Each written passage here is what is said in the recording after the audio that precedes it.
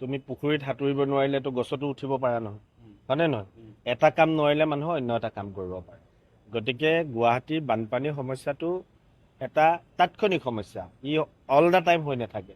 বৰষুণ দিলে heavy rain হয়, অৰুণাচলৰ পৰা পানী নামি আহে, আমাৰ থলুৱা পানীখিনিও নলাত যাব নোৱাৰে, বানপানী হৈ যায়।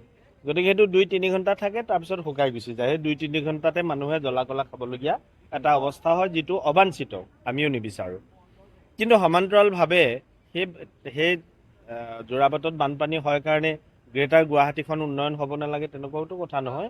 গতিকে গ্ৰেটাৰ গুৱাহাটীখনক এটা পাৰ্পল চিটি, অৰ্থাৎ এটা ৰঙেৰে সজাইছে তেখেতে, কিন্তু সঁচা অৰ্থত ক'ব গ'লে সেই ৰংটোৰ সমান্তৰালভাৱে এটা উন্নয়ন তেখেতে আগুৱাই লৈ যোৱাৰ কথাটো ভাবিছে, যে ধুনীয়াকৈ নগৰখন সজাব লাগে। পাৰিলে এটা ৰঙৰ হ'লে, যেনেকৈ জয়পুৰক পিংক চিটি বুলি কোৱা হয়, তাতে পিংক চিটি বুলি ক'লে মানে চবেই জানে জয়পুৰ পিংক চিটি।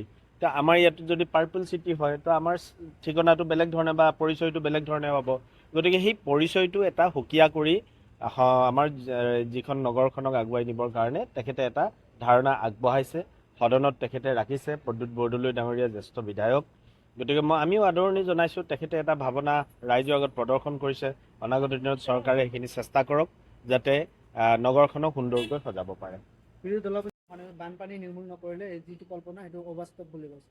তাৰ কাৰণেতো আজি মুখ্যমন্ত্ৰী ডাঙৰীয়াই ক'লেই, ৰিং ৰোডৰ কথা ক'লে, কিবা 100 কোটি টকাৰ ৰিং ৰোড নিৰ্মাণ কৰিবৰ কাৰণে, আৰু তাৰ যোগেদিয়ে বানপানী, লগতে বানপানীৰ যিটো নিয়ন্ত্ৰণ সেইটোও আছে সোমাই আছে।